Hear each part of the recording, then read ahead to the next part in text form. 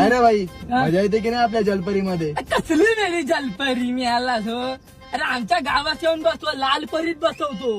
अरे आजूबाजू नुसता निसर्ग हिरवागार. जलपरी मग घेऊन बघ मी आला विचारताय मला काय काय रा मग कशी वाटली आमची मुंबई तुला? कसली मुंबई मी आला अरे आमच्या कोकणात कोकण एवढा मोठा आहे ना कुठं तर हरवून जाईल मी अजून.